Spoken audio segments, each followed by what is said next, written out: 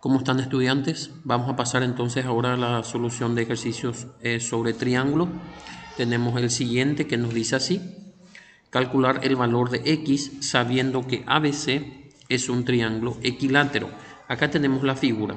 Entonces nos dice primeramente que el triángulo ABC, que se puede ver aquí, es un triángulo equilátero. Por ser triángulo equilátero, obviamente todos sus lados son iguales y también sus ángulos son iguales entre sí. Y también nos sigue diciendo que el lado AC, este lado AC, es igual con el lado AD. O sea, al ser el segmento AC igual al segmento AD, significa entonces que el triángulo ACD, que podemos ver acá, ACD, es un triángulo isósceles, porque tiene dos de sus lados iguales. Entonces, esos son los dos datos que nos da, que el triángulo ABC es equilátero y que el ACD es isósceles. Y nos pide el valor de este ángulo X que vemos aquí en la figura. Perfecto.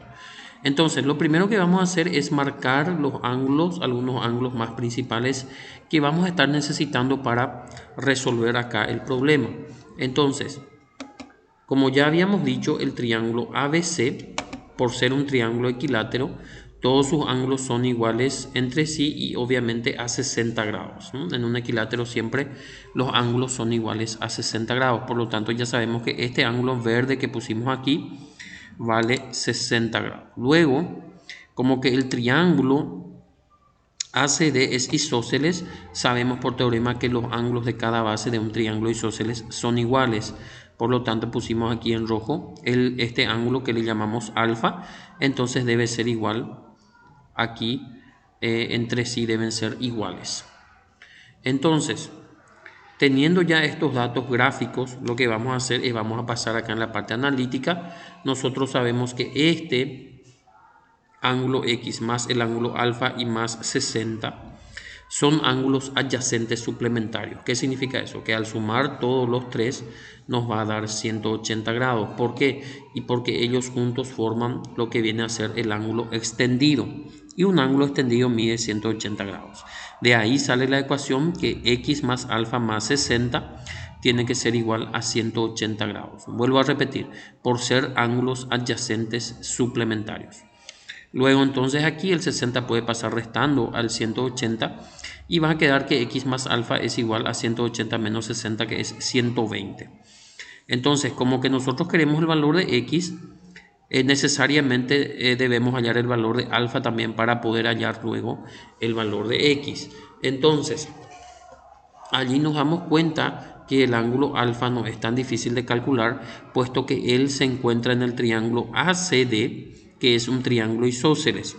Y por sumatoria de ángulos de un triángulo, sumatoria interna de ángulos, podemos saber que entonces 36 más alfa debe dar 180 grados, puesto que la sumatoria interna de un triángulo, mejor dicho, de los ángulos de un triángulo, siempre nos da 180 grados. Eso también es otro teorema. Entonces de allí se plantea esta ecuación y allí se resuelve para hallar el valor de alfa. Entonces va a ser el 36 que está acá sumando, pasa restando al 180 y alfa más alfa es 2 alfa. Luego entonces 180 menos 36 le va a salir 144 y el 2 que está multiplicándole al alfa pasa dividiendo. Luego entonces alfa es igual a 144 dividido 2, que es 72 grados. Y como que ya sabemos el valor de alfa, nosotros originalmente lo que queremos es el valor de x.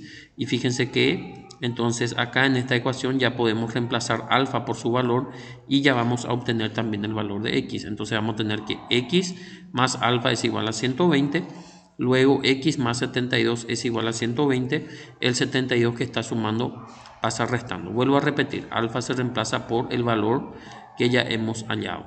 Luego entonces acá x va a ser igual a 120 menos 72 y x va a ser igual entonces a 48 grados. Y ese viene a ser la respuesta acá del ejercicio. O sea, este ángulo vale 48, más 72 va a ser 120 y más 60 va a ser 180. Entonces, de esa forma hallamos el valor de x y termina el ejercicio. Muchas gracias.